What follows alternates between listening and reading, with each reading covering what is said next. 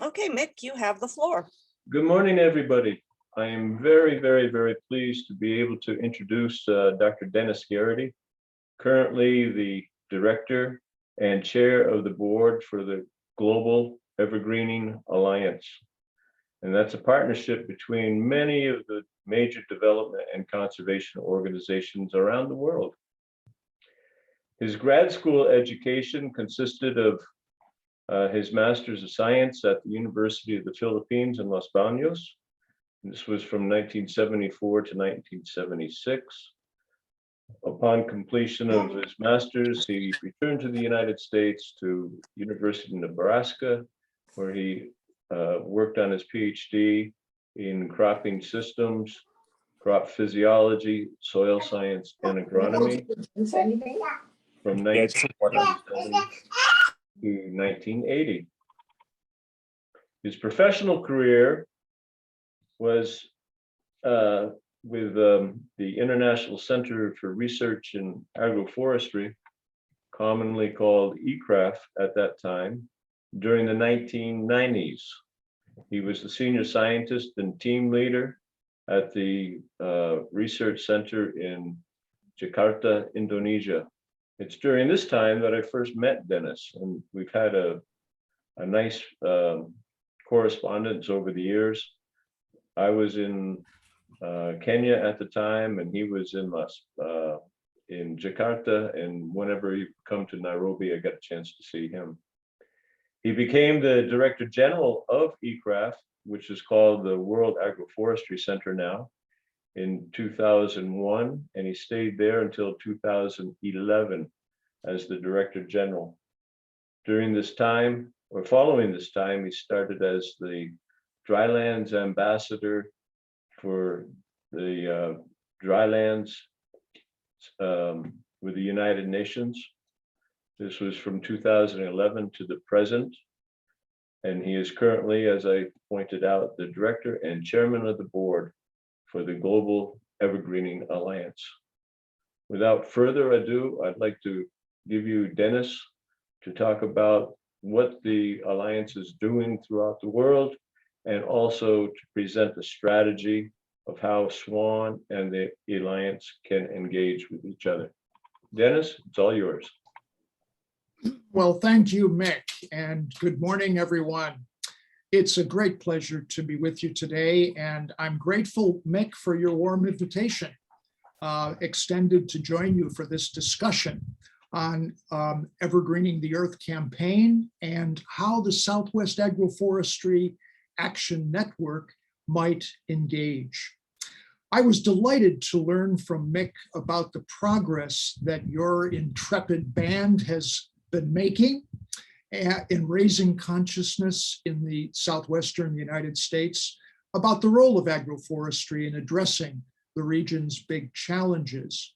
After all, we've seen the field of agroforestry now become recognized as a really big deal for the future of agriculture all around the world, and central to addressing the climate change mitigation and adaptation challenge. This is certainly true for Southeast Asia, South Asia, Africa, and even in Europe. But the lone exception, I would say, perhaps, is that agroforestry has not caught on yet to a truly significant extent in the United States, unfortunately.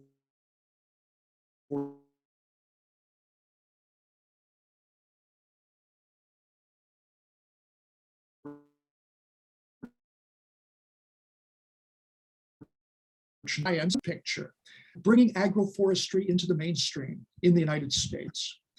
I'm speaking to you today from the campus of the University of the Philippines in Los Baños, where it is now past midnight on a glorious January day.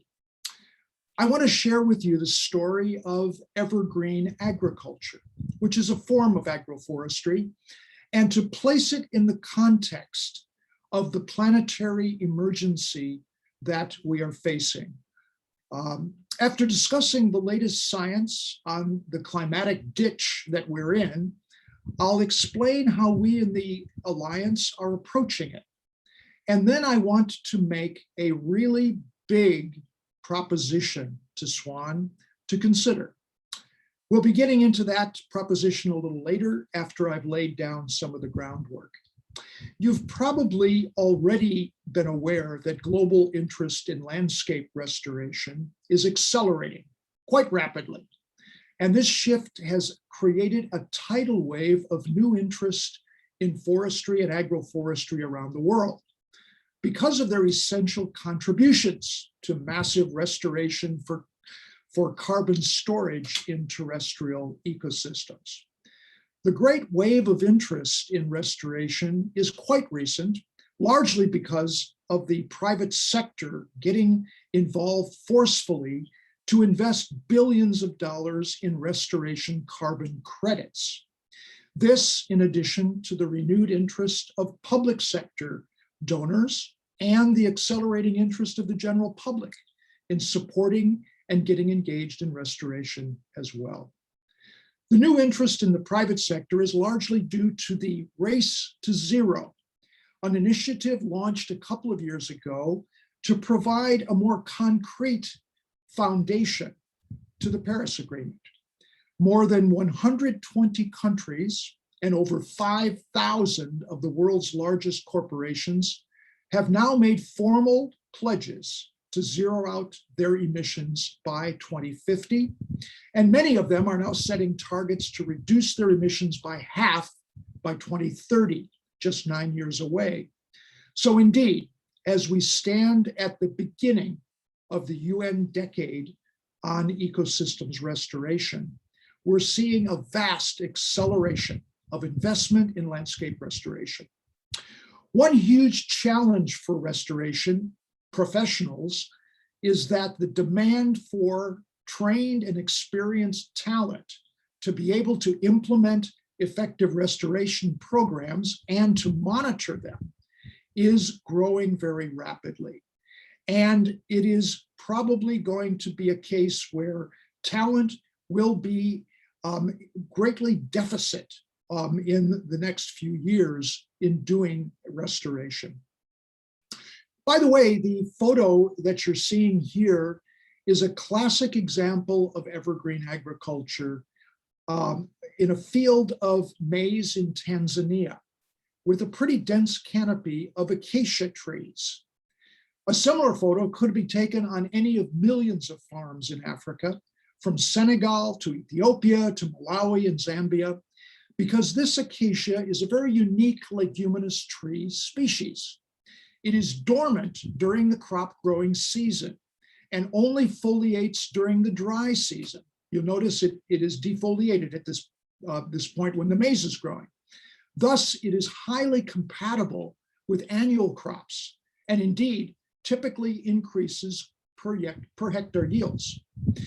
We'll get back to this a little later, but let me begin by briefly reminding us how serious the climate emergency actually is. And then I'll rapidly move on to the restoration goals and targets that must be achieved to address the environmental crisis that we face. Bev, could you give me the next slide?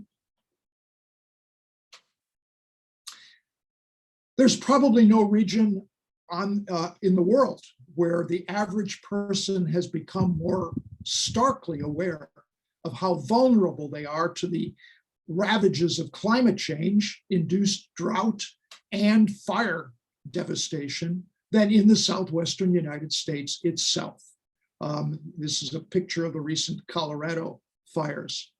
The completely unanticipated winter season fires in Colorado that destroyed over 1,000 homes and tens of thousands of acres has probably created real pangs of vulnerability across the region. And these were on top of the historic California fires that occurred earlier. Everyone with their eyes open must be wondering, how in the world do we prevent this trend from becoming much, much worse? Hold that thought. Next. To set the stage, I want to briefly review what the most recent science is telling us about the climate emergency. I'm afraid that the situation is worse than what you may have probably been led to believe. Global heating is accelerating, and it is now beyond previous model projections. Therefore, the planet may very likely reach 1.5 degrees above pre-industrial within the next decade. Indeed, we may be already 1.5 degrees by 2030, a full decade ahead of the current IPCC projections. The World Meteorological Organization corroborated this in a report just released a few months ago. But even if the present level of warming of 1.2 degrees at that level, climate change is already dangerous, with some system level tipping points already crossed and others dangerously close. Next slide. So apparently, for all practical purposes, we've lost the battle to stay within 1.5 degrees. But how about the 2-degree Paris target? 2 degrees is now likely to occur before 2050, and this is extremely dangerous. The scientific evidence is mounting that by the time we reach 2 degrees, humanity may have already triggered a cascade of virtually irreversible tipping points that could eventually lead to a hothouse Earth scenario of rising temperatures that are out of humanity's control, increases of 4, 5, 6 degrees, etc. Next slide. Now, there are many such tipping points that can contribute to this out of control situation. 9 of them are highlighted on this map, which was published in 2018 by a large group of global change scientists in the Proceedings of the National Academy of Sciences. Arctic sea ice, which is tipping point B at the top of the map, is already well past its tipping point, accelerating the warming of the Arctic 3 times faster than the temperate latitudes. The warmer air generated over the Arctic is shifting the jet stream southward, and it is creating a heat dome effect and accelerated drought conditions that we're very familiar with in the west and northwest of the United States. And it is also warming up the Greenland ice sheet, tipping point F on the map, which is now pouring enormous quantities of cold, fresh water into the North Atlantic. The destruction of the entire Greenland ice sheet is now considered inevitable. The only question is, how might human intervention slow it down? Now, the vast amount of cold, fresh water pouring off of Greenland into the Gulf Stream is reducing the flow of the Gulf Stream, which is tipping point C, that carries warm ocean water from the southern hemisphere up to the northern climates. The Gulf Stream is actually what keeps Europe from turning into Siberia-like environment. As the Gulf Stream slows down its path from south to north, the southern Atlantic Ocean is now warming up increasingly. And this is a cause of the more frequent and prolonged droughts in the Amazon.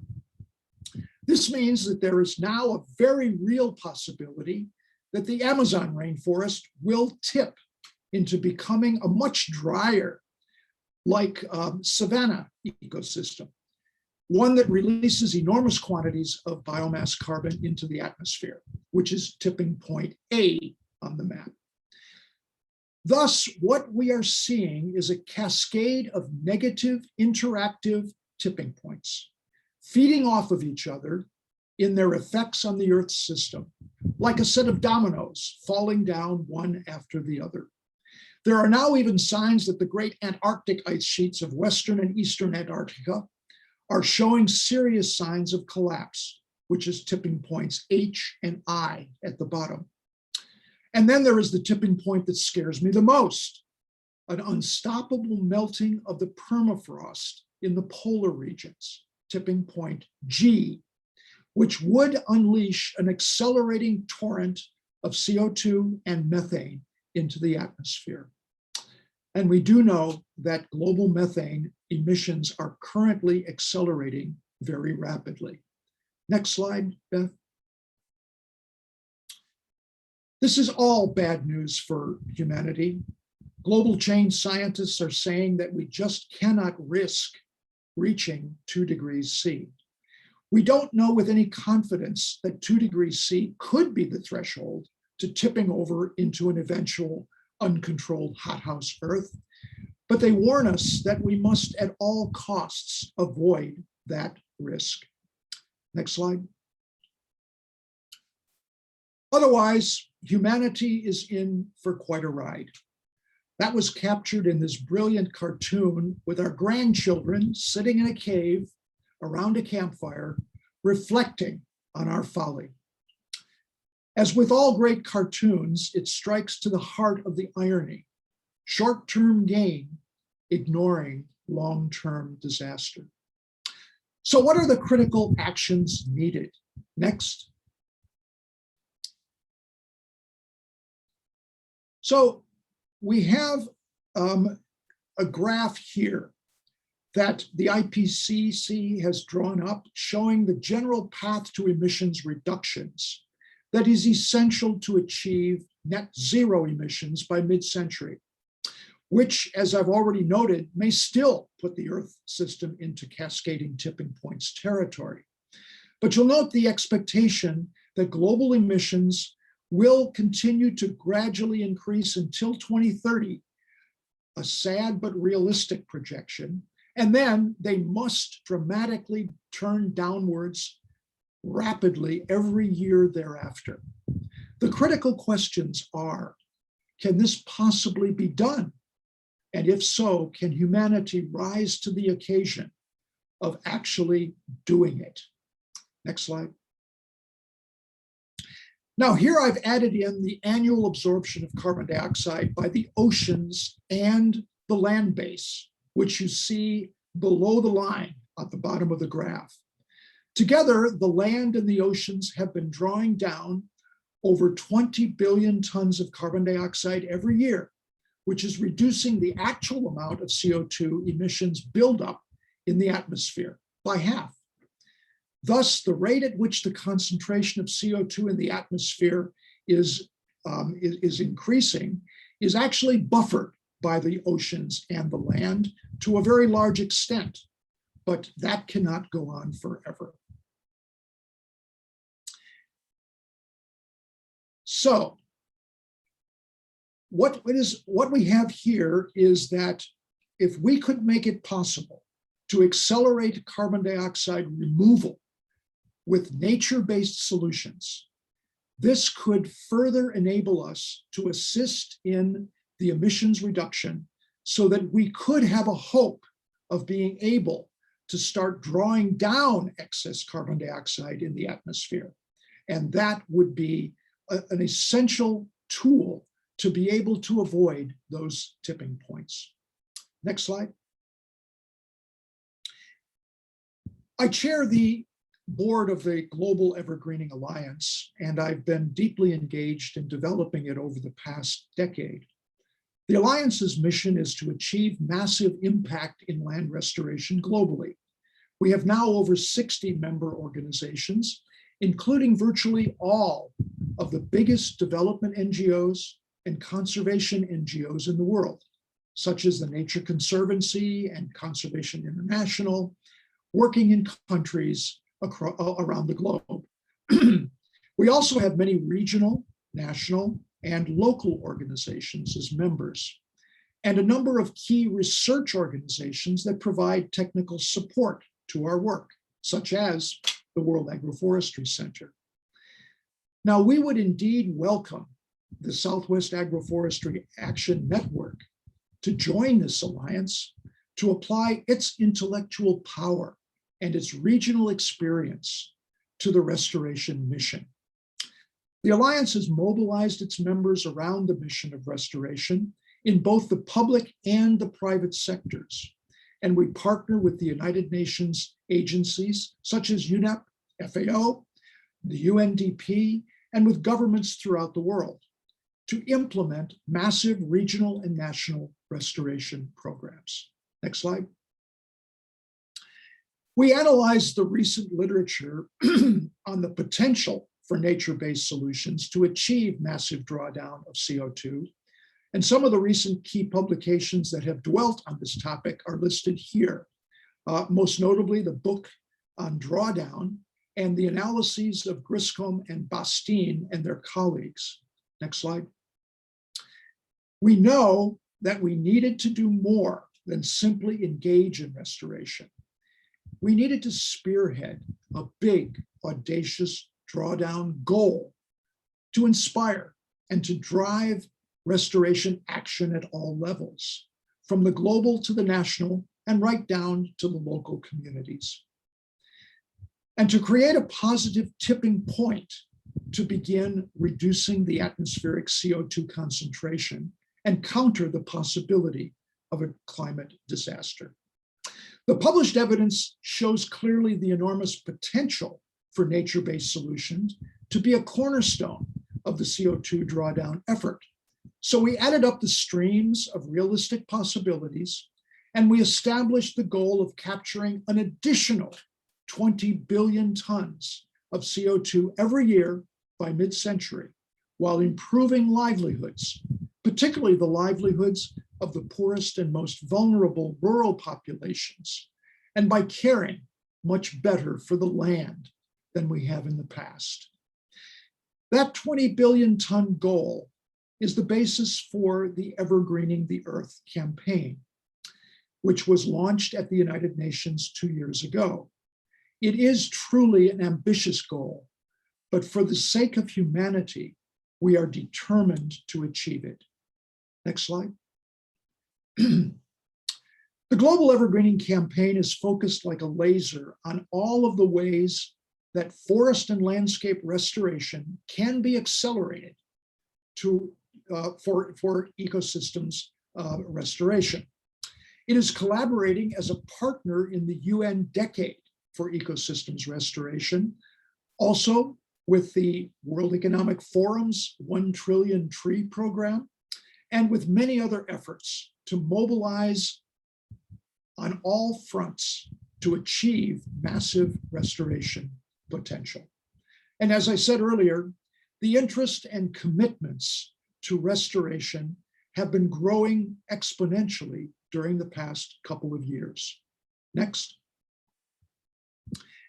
The encouraging news is that over the past 20 years, an area of forest the size of France has been regenerated around the world.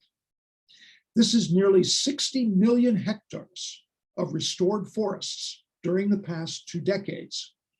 This data shows that the regeneration process is already significant, but it must be vastly accelerated. Next slide.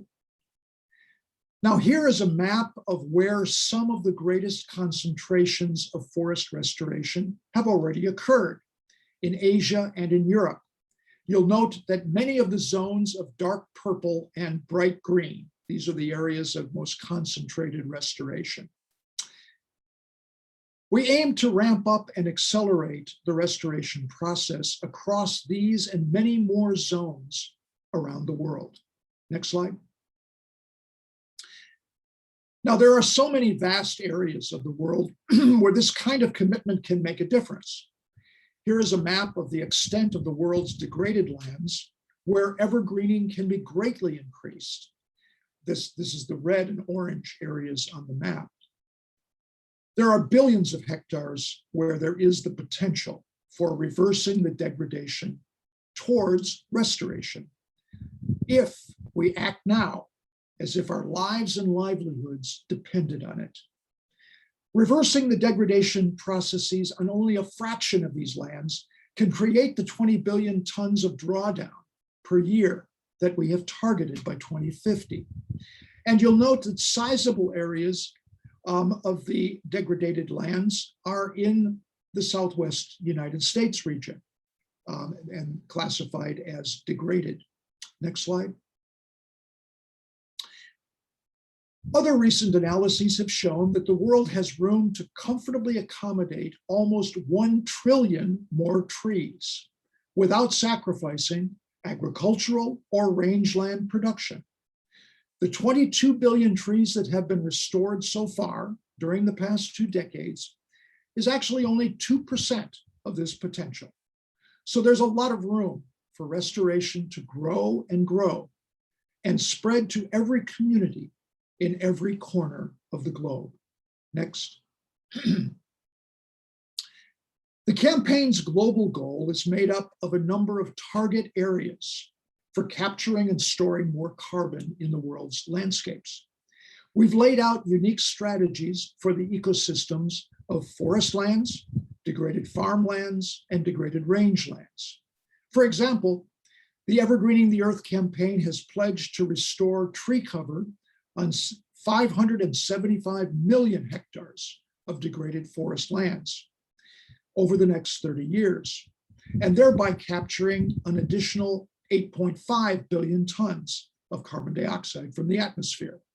And this is only about 1/3 of the treeless, degraded forest land in the world, which is over 1.7 billion hectares. Now, much of this land can be restored by natural regeneration or by deploying assisted natural regeneration, a low-cost alternative to planting trees. Likewise, we aim to triple the rate of carbon accumulation on degraded farmlands that is already occurring. Currently, CO2 accumulation on the world's farmlands is about 700 million tons of CO2 per year. The target, due to agroforestry, by the way, the target would triple that rate to about 2.1 billion tons of carbon dioxide per year by mid-century, largely through the spread of evergreen agriculture and the incorporation of trees on over 500 million hectares of farmland. And also to achieve a healthy grass tree balance on 650 million hectares of the world's pasture lands and rangelands, largely through the assisted natural regeneration of trees. Next slide. Now, one of the big questions is whether to scale up natural regeneration or to stimulate more tree planting. Both, of course, are important, but we know that natural regeneration is much, much cheaper than tree planting, and it brings greater advantages to biodiversity conservation. Thus, it enhances many other environmental and productive services for people and the land. Next slide. Ethiopia is a pretty good example of this. This country has committed itself to restoring over 15 million hectares of degraded watershed areas by 2030, and it is already well along the way in achieving this national goal by deploying what is known as watershed closures. Highly degraded watersheds, as on the left, are allowed to rest from intensive human and livestock pressure, rapidly regenerating a forest cover that provides much greater benefits to local populations. Next slide.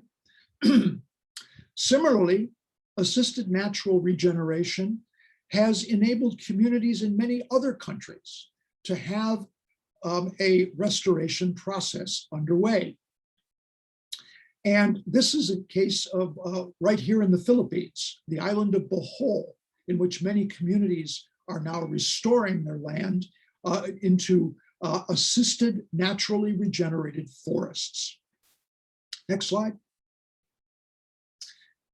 One trend that may have huge implications for land restoration and the rewilding of the planet in the coming decades is the great disruption of the global food system, which was predicted in a just released publication by Rethink X. The citation is at the bottom. You can Google this paper.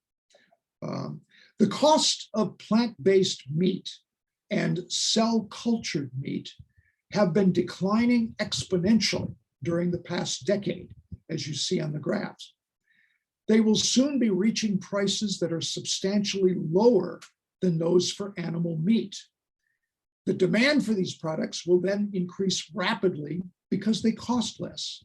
And then these animal meat substitutes would capture the majority of the global market for meat, perhaps as much as 80% of the market by as early as 2035.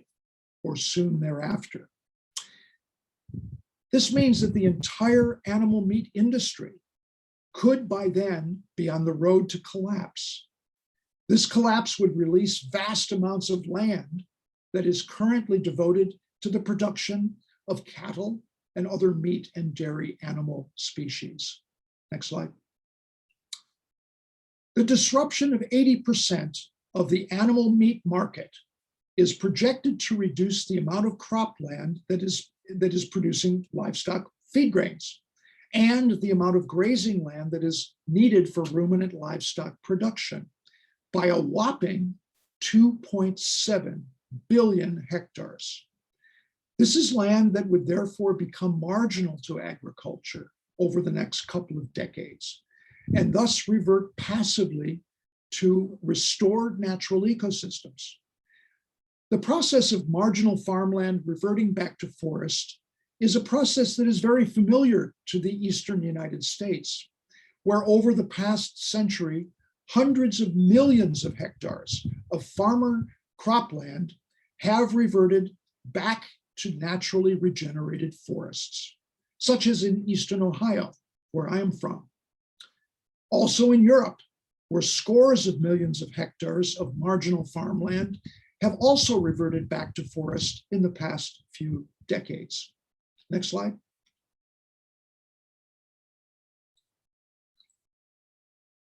Indeed, Robin Chasden of Boulder, Colorado, and her colleagues published a study last year that documented this reversion of marginal farmland to naturally regenerated forest cover over hundreds of millions of hectares in recent decades, all over the world. If such a process were to accelerate due to the great disruption of the animal agriculture industry, this would be a huge boost to the notion of rewilding half of planet Earth, which is the proposal that Professor E.O. Wilson of Harvard has made in his recent book, Half Earth. This would be a huge boost to achieving the goal of annually drawing down an additional 20 billion tons of carbon dioxide from the atmosphere as well.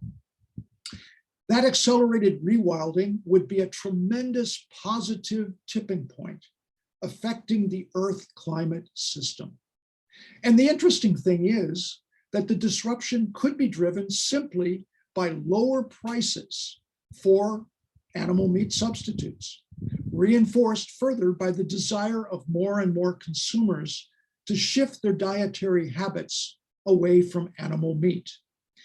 This is a disruption for us engaged in agroforestry and restoration to keep an eye on as we follow the parallel market destruction in the energy sector due to rapidly falling prices for solar and wind energy and the battery storage systems, and the massive disruption in the transport sector that is now underway due to the emerging price parity of electric vehicles with gasoline-powered vehicles.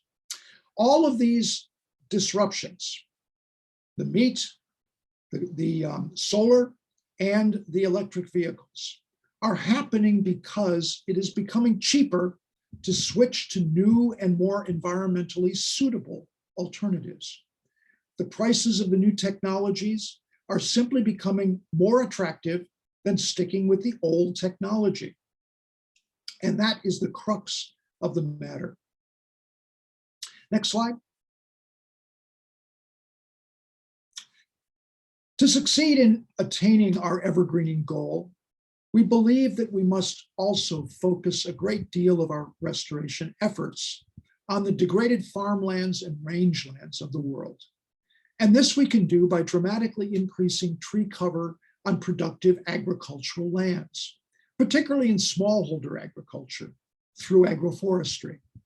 This is the process now known as evergreen agriculture. Next.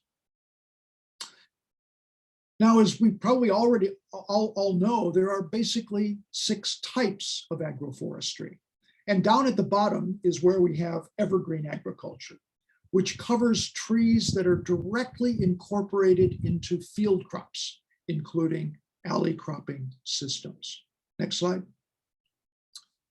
Now, within evergreen agriculture, there are three main types: farmer-managed natural regeneration of trees on croplands, conservation agriculture production systems with trees, and conventional agriculture interplanted with trees, including alley cropping. Next slide.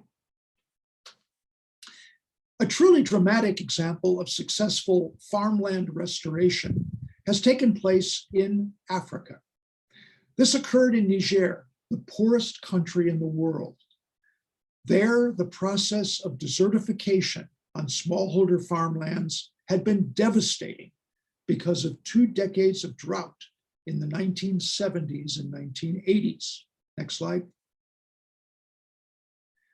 But today, over 7 million hectares of this formerly denuded farmland has been restored through the practice of farmer-managed natural regeneration of trees. Farmers selected and nurtured useful tree species that had emerged naturally in their semi-arid crop fields. This process, engaged in by more than 2 million farm families in Niger, has restored a moderate tree cover on farmlands in the dry zones. Next slide.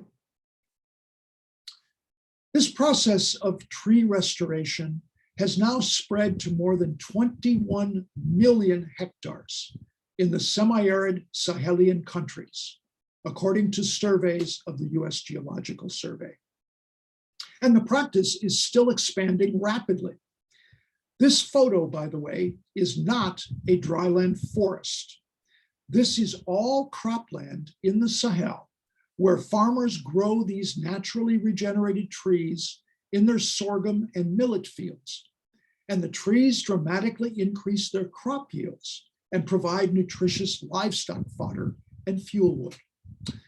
Farmer-managed natural regeneration is now seen by the World Bank and many other organizations as a fundamental practice for a resilient dryland agriculture. Next slide. The Alliance's Restore Africa program is giving particular emphasis to ramping up this inexpensive and highly scalable practice to more than 100 million hectares in Africa, in collaboration with the Africa Union's AFR 100 African Restoration Program that was launched in 2015. We are well on the way to accomplishing this target, as well as many countries in West Africa who are shown on this map, spreading this technology and supporting the scaling up of farmer-managed natural regeneration. Next slide. In Malawi, the extent of farmer-managed natural regeneration was recently mapped, again by the US Geological Survey, and they found that FMNR is practiced on over 1 million farm families. Next slide. Now, conservation agriculture with trees is the second type of evergreen agriculture. Next slide. This is where trees are incorporated in reduced or zero tillage systems, a practice that has been extended to over 170,000 farmers in Zambia. This here is a zero tillage maize field with acacia albida trees spaced at a 10 by 10 meters spacing, which is a national recommendation in Zambia. The photo was taken during the harvest period of the maize, when the dormant trees are now beginning to foliate. They will grow and produce organic nitrogen fertilizer and nutritious fodder for livestock during the dry season. What an excellent example of an agroecological system of integrating trees in cropping systems.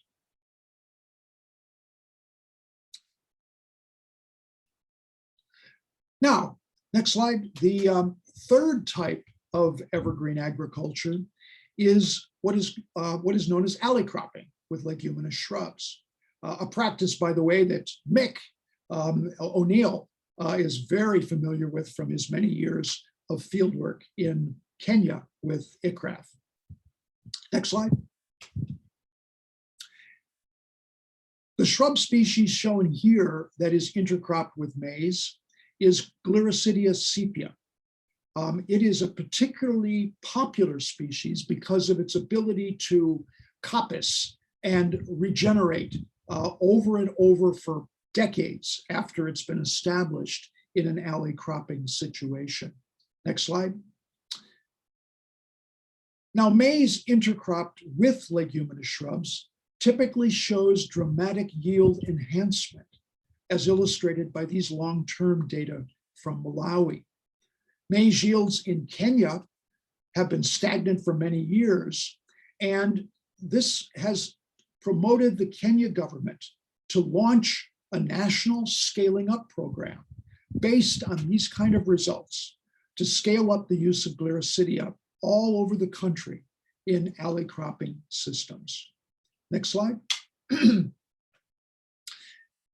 Conventional agriculture with interplanted trees is becoming quite popular in countries like India.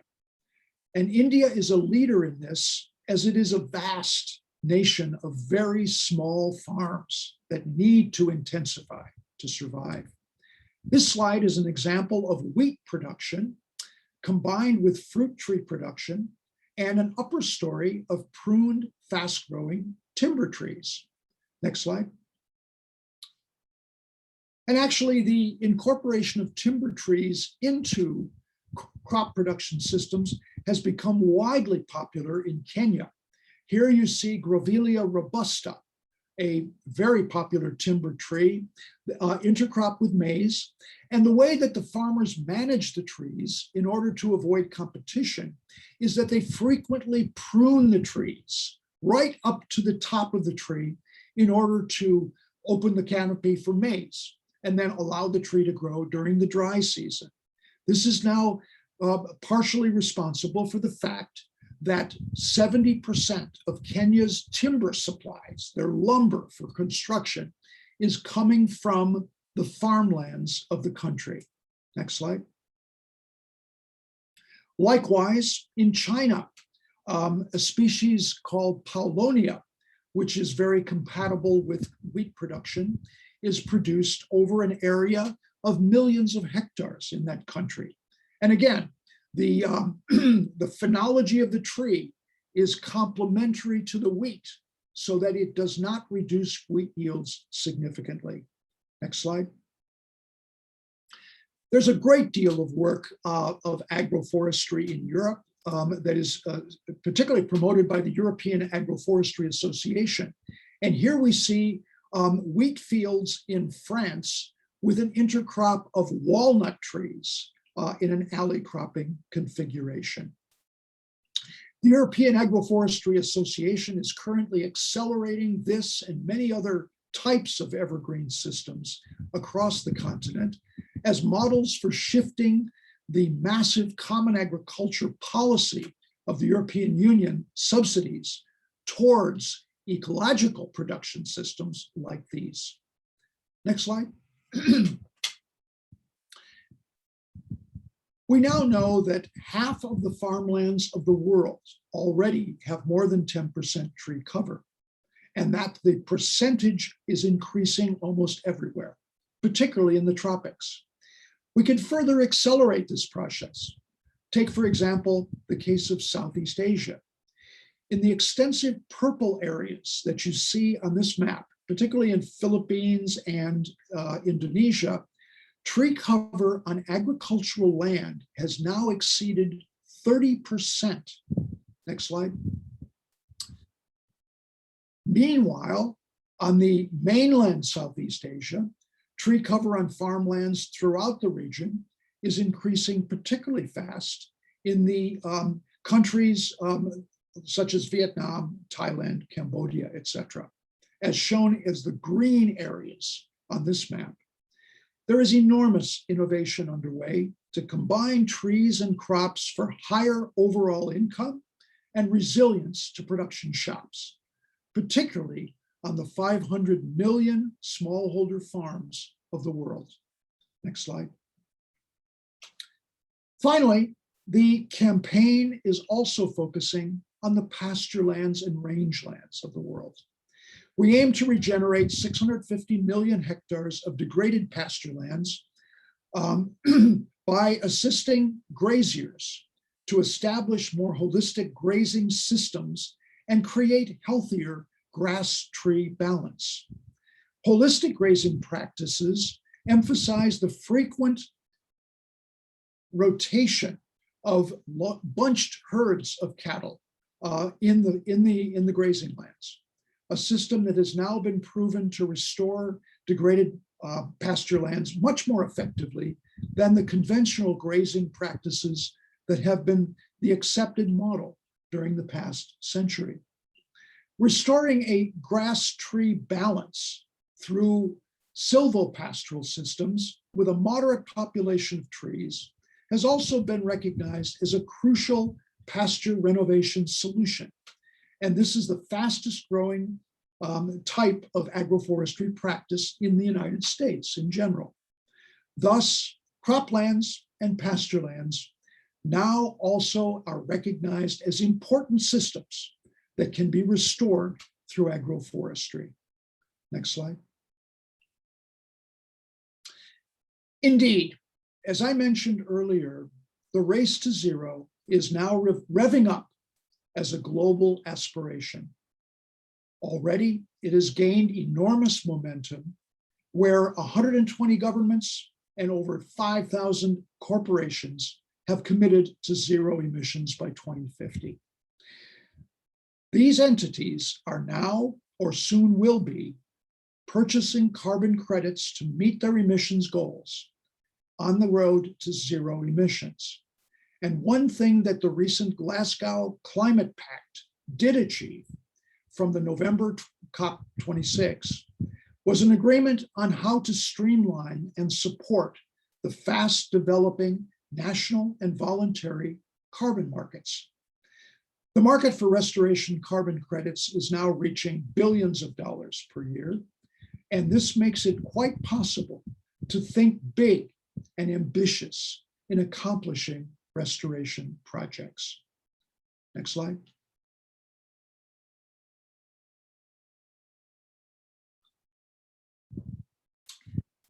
The Evergreening Alliance has been busy developing a portfolio of large projects that pave the way for our members to do restoration on a really impactful scale. Here is a partial list of projects in which we're engaged or in the process of launching during 2022. The first is Regreening Africa, which has been ongoing for now about 5 years, restoring 1 million hectares in 8 countries across the Sahel with a budget of $30 million from the European Union. The second, Restore Africa, is a 2 million hectare restoration project in 6 countries in Eastern and Southern Africa that is getting underway in the first half of 2022 with a budget of $150 million provided through carbon credit investments from our corporate sponsors. The third project is Restore Southeast Asia, which will also have a goal of 2 million hectares of restoration across 6 countries with a budget of $150 million from investors in the Southeast Asia region that is also going to be launched during the World Forestry Congress coming up in May of 2022. And finally, Restore Australia, which is a massive post-fire restoration program that is getting underway in that country in order to be able to restore the vast areas that were destroyed in the historic fires that occurred about 2 years ago. Working groups are now busy formulating 3 additional projects, which we want to source the needed funding, particularly from the many companies committed to financing land restoration projects by creating carbon credits. Now, this is what brings me to my big proposition to Swan. Next slide. My thought is that might it be possible to imagine mobilizing for a regional project to address the huge restoration challenges right in the southwestern USA? And might SWAN, being an agroforestry action network with a membership of deep agroforestry and natural resources expertise, be a mechanism to spearhead such a process of conceiving and developing the strategy for such a program? I think that this is something worth considering, and to bring in other important institutions and organizations to join the cause, which can be done through the membership of SWAN and their many institutional contacts. Organizations that could enable such a vision to be implemented. Well, I throw out this question to you, and as I end this presentation, I'm hoping that the objective here is to stimulate some discussion around this idea during the question and answer period that's coming up shortly. Alok Sharma, president of the Climate Change COP, said in his closing remarks in Glasgow in November, "This is the moment of truth for our planet, our children, and our grandchildren," end quote. I believe we must and we can lead in creating a more verdant, evergreen earth. And I would add a more verdant and evergreen southwestern United States. To energize a positive restoration tipping point for the climate, and one that will produce so many other co-benefits that make investments in this work so satisfying. Humanity has got to mobilize now on nothing less than a full war footing to reduce its emissions and to evergreen the earth, and to reverse the momentum of global heating and that process of inevitable climate disaster. The enemy is our own inertia. Last slide, please. Now, we, the professionals in agriculture, natural resources, forestry, and restoration, all have a crucial role to play in saving humanity from climate and ecological suicide. And so, my friends, let's get to work. You may consult the links here to find out more about the Evergreening the Earth campaign, and I'd be happy to have you contact me to discuss your interests in getting involved in the Evergreening the Earth campaign itself. You can contact me at the email address at the bottom of the slide. Onwards, my friends, onwards with urgency. And thank you for listening. Now, back to you, Mick.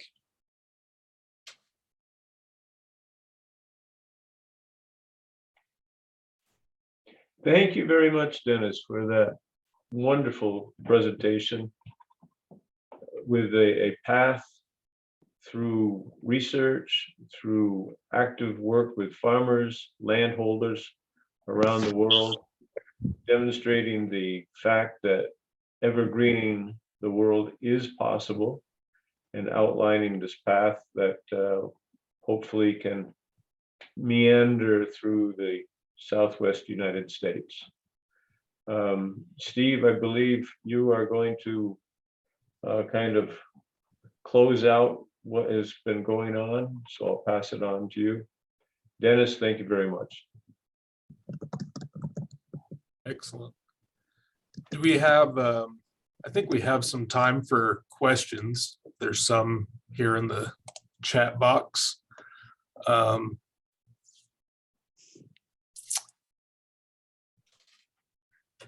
So Dennis, Andy asked, could a significant regreening urban and suburban areas with food forests make a difference? How many of these could be small backyard agroforests? Great question, Andy, and I've thought quite a bit about that. One interesting observation I've had is that In the report of the United States on its national designated commitment to the Paris Agreement, you'll find the proportions, you'll find data on the proportions of how much different types of ecosystems right within the United States can contribute to carbon sequestration. And I was quite surprised, actually, when I took a look at this a few years ago and saw that urban forestry had a surprisingly large component of potential for total sequestration potential nationwide, even though, as you know, the area of urban areas is a small percentage, what, 1-2% of the total land area of the country. But the estimates of the U.S. Forest Service were that its contribution is far beyond that in terms of our total national designated contribution to the Paris Agreement.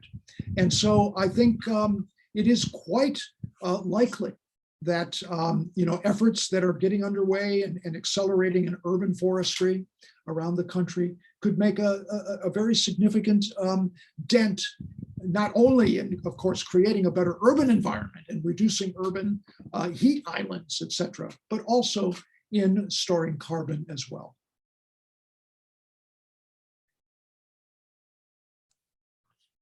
Excellent. I'm not seeing any other so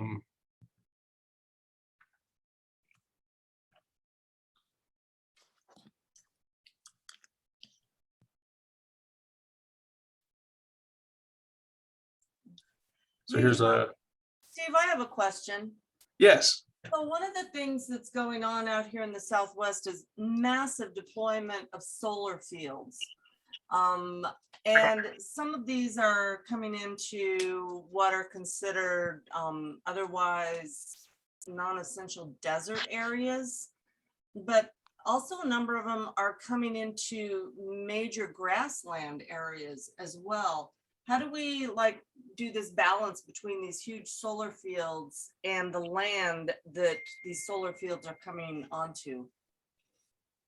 Yeah, this is increasingly a question that it's actually sponsoring a whole new scientific field called agrophotovoltaics. And there's a great deal of interest in it in Europe, for example. I think that there's good ways and bad ways to integrate solar fields into agriculture, whether it's cropland, vegetable production, or pasture lands. And some of the most creative ways are actually highly complementary to productivity in both enterprises. And this is where the opportunities for real synergy do occur. And so there's definitely going to be a vast expansion in experimentation on this type of integrated agriculture with photovoltaic systems.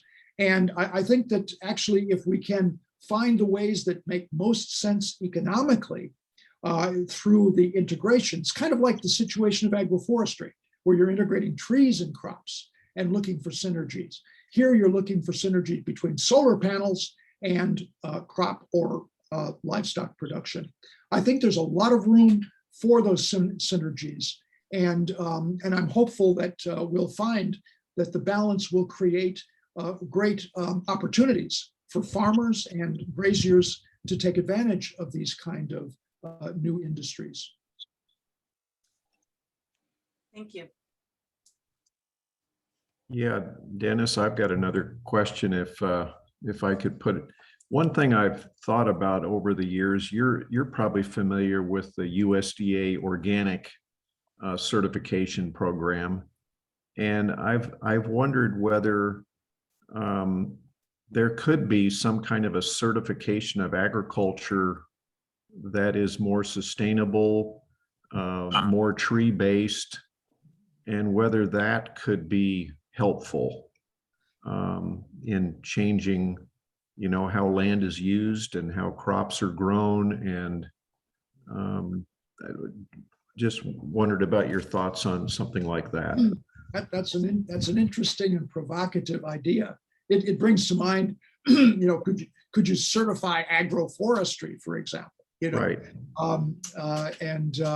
It's something that I've never really considered. I think it's a good one to put some stars to think about, because indeed, as we're now looking at the vast increase in interest in agroforestry, certification might be something that the SWAN could discuss in more detail and see what the potential might be for actually making it a practical possibility. Mhm. Yeah.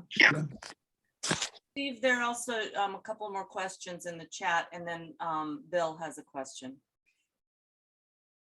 Yeah, so Kelly Bull asks, so she's a designer, ecological designers. What she'd like to know is, do you have any suggestions for how to best connect folks like her, ecological designers, with future land restoration products or projects? Well, I certainly would be happy to take this up with her in more detail if she would write to me. I think it's getting connected with the organizations and the projects that would make most sense for her particular interests and expertise. But certainly I believe that there is a great opportunity for ecological designers to get engaged in these kind of restoration activities. Absolutely. Seems like a good fit. So we also have somebody that asks, what is your response to the reputation that forests have to fires? Is kind of a first question. And also, how do you factor in sea level rise and desertification? Okay. Well, with regard to the reputation of forests having for fires, I'm trying to interpret that. I suppose it means that forests have a bad reputation for being the source of fires. Is that what the question is about? Yes, I asked that question. And so right now in the US, every time we talk with forestry experts, they're currently doing reforestation, and they're constantly, it's a losing battle. They are able to reforest just a small percentage of the forests that have been lost. So when it comes to planting more trees, the automatic instinct is, oh, they're just going to go up in smoke, especially in these very arid areas like the Southwest. And so you're obviously having much more success in other parts of the world, but does that mean we should give up here in the Southwest? Well, I wish I knew more about the ecology of regeneration in the Southwest. It has puzzled me, and the severity of the conditions there, relative to other parts of the world. So I couldn't say with any confidence that I would be able to, say something intelligent about the situation in the Southwestern United States. But I think what I was alluding to in terms of natural regeneration is probably the thing that I would most see as a likely opportunity, where you're not going in and trying to replant vast areas and the costs associated with that, particularly with the risk of it being burned again, but managing the land to stimulate natural regeneration is much, much cheaper. And it could be, a lower risk as far as insurance is concerned, in terms of being able to get a regenerating landscape without, your investment going up in smoke. Mm-hmm. So that's something I would suggest you take a look at. I just wanted to make the point that, unfortunately, the overwhelming majority of people inside and outside of the field of forestry think of planting trees when they think of forestry, when actually natural regeneration is a very, very good alternative in many situations. Thank you so much. And sea level rise. What was the query? Well, no, you've answered my question as well. I'm just wondering, with the lack of arable space, there's just going to be more and more pressure on land and so forth. So, but you did answer my question. Thank you. Okay. Well, I have a question for the group. I basically threw out a bone there to you all as members of the Southwest Agroforestry Action Network, looking at the possibility of starting a conversation, a dialogue about the logic, the potential, the possibility of thinking of creating a large regional effort on land restoration, similar to the ones that I pointed out that the Alliance has been implementing and launching in other parts of the world. And as I was preparing my remarks, I got pretty excited about this. It's a topic I haven't even talked to Mick about because I didn't, it really came up in the preparations over the past few days. And I thought, well, if the network has members who are, interested, then, there may be a possibility of starting this conversation and seeing where it leads in terms of what might be the possibilities. And I'm hoping that we could continue that conversation beyond the webinar today. And Bill, you'd had a question earlier? Yeah, I wanted to talk about two subjects, actually. It's sort of challenging. I'm all for agroforestry and worked in Niger in West Africa doing that kind of work.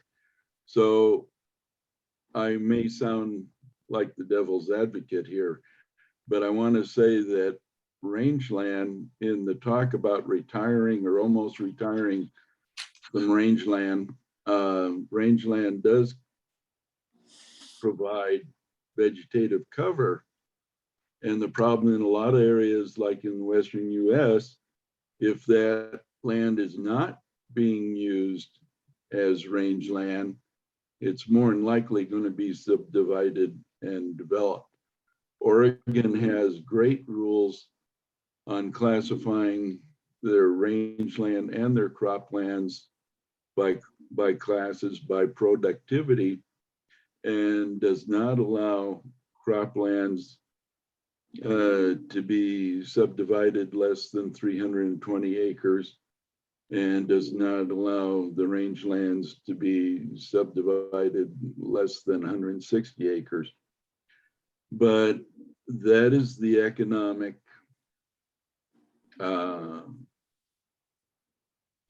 challenge, or the economic threat, if rangelands are dispositioned, they more than likely are going to end up being developed. Yes, And then on a totally different subject, I just wanted to say in West Africa, it isn't so much that it's the individual farmers choosing trees to remain inside their crop areas as much as the clansman or the chieftain for the area.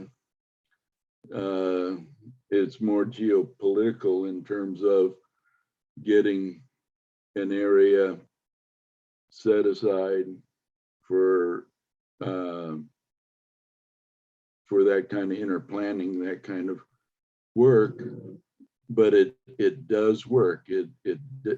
There's some great successes across Togo and Mali and Niger doing that, but we all have to be cognizant of the social economic factors. And when you're working from the grassroots, you're working with those people on the ground, and you have to sort of realize the power struggles. And it's not necessarily the individual farmers, but it'll be those areas leaders that actually decide how different parcels of land are going to be allocated. And that's different than the nomadic herdsmen that follow the rains and follow the grass greening that takes place on a much broader regional setting. That's all I had to say. Oh, very, very interesting. That your experience in that region, Bill. I hope we could continue this conversation. I'd like to learn much more about what you were doing there. And with regard to this this great disruption in the meat industry that I referred to, it brings up a whole lot of concerns, and particularly concerns for the livelihoods of the people engaged in the industry, not only in the United States, but imagine the millions of pastoralists in Africa, for example, where a very large part of the continent's population is engaged in either pastoralism or agro-pastoralism. So what happens, when this disruption occurs? I think it's a topic that is just coming up very recently, because it's only been within the last few years that the price points for plant-based meats and cell-cultured meats have come down so radically that they're becoming competitive with animal meat. And I think that I did mention some positives of that in terms of land being available for regeneration, but the negatives, of course, are the economic dislocation of millions, if not hundreds of millions of people's livelihoods. And I think that's going to be a huge issue, depending how rapidly this disruption actually takes place. And I think, of course, the disruption will be much more apparent over the next couple of decades in the developed world than in the developing world, simply because that's where the technology of meat substitutes will enter into the economy so much more quickly. But certainly these are issues that the livestock industry needs to be considering at this point. And we in the restoration domain need to be looking at how such a disruption, if it were to occur, might affect our ability to capture and store much vaster quantities of carbon dioxide. So it's going to be a fascinating and a very serious issue as we look forward into the future. Another value is just habitat in terms of rangeland, and especially wooded rangeland, having, for example, deer, elk, eagles, other raptors. I've seen firsthand the amount of habitat that when some publics might label it as bad because they see cows out on the range. On the other hand, that rangeland is providing a whole lot of other values too. That's right. The question about fires, though, my experience with silvopastures is that when you're planting trees 10 meters apart from each other, those aren't the kind of woodlands that are going to carry fire in the first place. So there isn't the threat. The question was raised about fires, but I thought I'd put my 2 cents in worth there too, is that there isn't the density, the overcrowding of trees that you see in coniferous forests necessarily. That's a very good point, Bill. I think that having the low density and of course less ground cover, less trash in a silvopastoral system you're going to have, a much lower propensity for carrying a fire. And something that, I think the silvopastoral people ought to be, studying and making clear, the degree of those advantages. Yeah, Dennis, I just wanted to respond a little bit to your proposal, and just thinking about it a little bit. It seems like if SWAN were to join in your campaign, regionally, we would look at the Southwest US, which is primarily the four corner states, Colorado, New Mexico, Arizona, and Utah. It would seem that, is there a way to, I'm sure there is, to scale down and have our region take a piece of this Earth campaign? And I would think SWAN would definitely need to bring together others like the National Forest Foundation, any number of forestry, ag, nonprofits, corporations, and create a Southwest US centered campaign, but aligned with your larger campaign, and try to figure out, okay, what can we do given our landscape, given the condition of our lands, and this urban thing. And like you said, I'm sure it's a small piece, but that's the thing I think about all the time here, is how much development just continues to go on, and all those impervious surfaces and all that urban heat island effect. What can we do to green that up? Yes. But maybe it's not the place to invest, but yet we all know how many people live in urban and suburban areas, even in the wide open US, or anyway. Well, I think, Andy, your point about, how we might go about this exploration of SWAN joining in, getting involved in, basically conceiving such an initiative that could spawn a program in the Southwest. I think that, the sort of steps that we might take to engaging, and maybe this is something that you and Mick and Beverly and I and others could follow up on in a call subsequently. But the steps we could take would be, if internally SWAN, has an interest in pursuing the dialogue, the conversation, then probably, joining the alliance would be a very interesting thing to explore. It's very simple to do. There are no financial or other requirements. So it's very easy for SWAN to join the alliance. And if you decide that you were interested, then I could, assist in getting that process through the door. And if you have that interest in engaging in the possibility of program development for a regional program like that, we could actually start, thinking about developing a little working group, which is actually how we did it in all the other regions. We just, began to accumulate or agglomerate committed individuals who wanted to put a little time and effort into thinking through, how would you develop a restoration program at a large scale for our region? We started in the Sahel, we went to Eastern and Southern Africa. Now we're Southeast Asia, South Asia, West Africa, etc.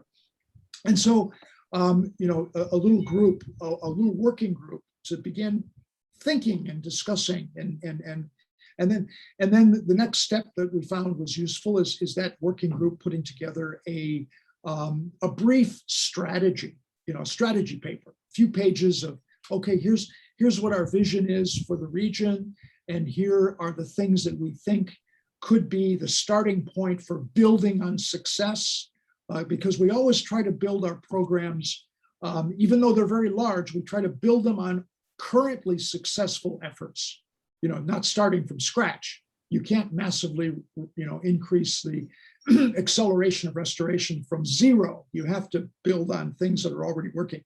So identifying programs, projects, efforts in the region that are already successful and could benefit from more investment, scaling up. And then I think what the Alliance could consider doing, and of course I'd have to go back to my colleagues to discuss, is the fact that for these other programs, our role partially was in mobilizing the finances. And one thing that has happened is the Alliance is now really tied in to the corporate sector, and the corporates are putting really large amounts of money into carbon credits now. And I have little doubt that in the United States, you could identify, quite a number of large corporations that are thinking seriously about making major investments in restoration for carbon credits. And that's where the financing can come in. And then we have models from our other programs about how you would actually formulate the financial mechanism, to finance the restoration and create the carbon credits, which would be shared between the program, the people on the ground that are doing the restoration, and the corporate investor that has to, get a return on its investment through the restoration process. So this is, some of our experience in this area might be interesting to share, and it would be just, really, really fun to continue this conversation and see where it leads us. Great, thanks, Dennis. And incidentally, Steve Price is our chair of SWAN, who's in the box next to you, at least on my screen. Great. Would value having a chat with Steve about this. Yeah. Great. Yeah. Just think, Dennis and Steve, you're talking across 10 time zones. It's pretty amazing. I do all the time. Yeah. It can be done conveniently. Yeah. Especially if we work for something in the morning here and the afternoon in your region. Excellent. We have one last question here for you, Dennis. Alyssa asks, essentially for her restoration, she struggles with water shortages, drought. Do you have any suggestions to help mitigate those constraints? Obviously, something here in the Southwest, something we are constantly dealing with. Could you speak to that? Well, I suppose the water shortage problem that she's alluding to is in terms of establishing your vegetation, your trees. And this is the real problem with the drylands of Africa. I mean, the litany of failed forestry projects in Africa is as long as your arm. I mean, hundreds of millions, actually billions of dollars have been spent on trying to grow trees in dry land that is semi-arid conditions and having absolutely disastrous survival rates, whether they're watered or not, because of the constraints in these long durations that are required in order to keep these trees alive. And this is why, we have found that turning one's attention towards natural regeneration or assisted natural regeneration, or which might also be called enriched natural regeneration. These are practices that have been enormously successful, and they're cheaper as well. And so I'm not saying that it's going to be suitable everywhere, not at all. I mean, there are cases where you simply must plant the trees, but planting the trees in semi-arid conditions is very risky and is often a failure, and it just is hard to avoid. But natural regeneration, of course, is based on indigenous species that are adapted to the landscape. So you got a leg up when you begin the project by doing, and oftentimes it's simply, being able to protect the landscape in a way that would enable the vegetation to reestablish. So I'm glad to see that there's more and more interest in this area, because for us who are involved in the vision of massive landscape restoration, planting trees just can't do the job over hundreds of millions of hectares. But natural regeneration can provide quite a bit of that. So I guess in short, Elissa, if you've got a real water shortage problem, would it be worth taking a look at how you might assist the natural regeneration of vegetation if you're doing a restoration program? I think that's a really good way to think about some of these, trying to get adapted trees for the right area. Jennifer also made a comment here that we need some consideration to those sort of things. Yeah, she also mentions water boxes or grow boxes, which for those that aren't familiar with those, they are small units that essentially collect water for establishment of trees. They're kind of a neat technology.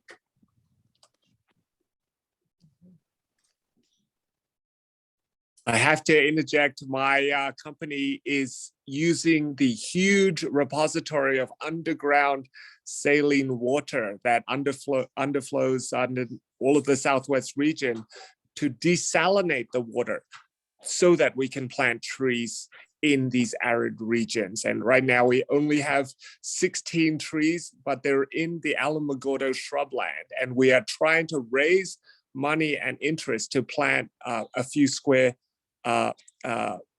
hectares anyway, that we would love to be a part of demonstrating that we can grow something like we have seen in your presentation in the Southwest region. I think what we need to do is to become leaders in desert forestry, even though lots of Americans would claim that they have tons of forests and so forth, but we are desperate to become leaders in desert forestry, even in our country. Thanks for adding that, Nick. Maybe you could throw a link to Hill's projects that you guys are working on in the chat box for people to look at. Happy to. I thought Hill was going to join us today, but Nick, I'm glad that you were able to get here anyway. Yeah, I mean, Hill's really the expert on the technology and the forestry, and he had been out in Alamogordo with a tractor with a what do you call it, auger on the back of it, digging holes in this land that is just like concrete. It's ridiculous, but it is possible. Those trees are and root systems, once you get water to it and you're desalinized water for irrigation, it's amazing what the root systems can do to break up stuff. And then some natural re-veg comes in. Yeah, grasses grow between and things that in 10 years you're going to be blown away. Yeah, fingers crossed.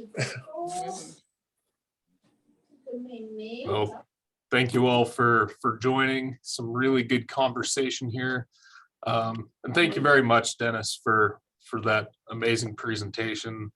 It's really eye-opening to see some of the skills that can happen if we get the right people having the right conversation in the room. So thank you very much. And Dennis, once again, I want to thank you, and rest assured that we will have some continued conversations within SWAN about working with the Alliance, and we will be in touch with you once again to see how we can move in a particular direction. Thank you, Mick, and thank you all for being involved. I look forward to that. All right, thank you all. I'm going to stop the recording and then we will be moving into the Swan business meeting. You're all welcome to stay. And Dennis, thank you again for a great program. I will be posting this online and I will send the link to you all when that's done. Thank you. Thanks, everybody. Yep. Thanks, Dennis.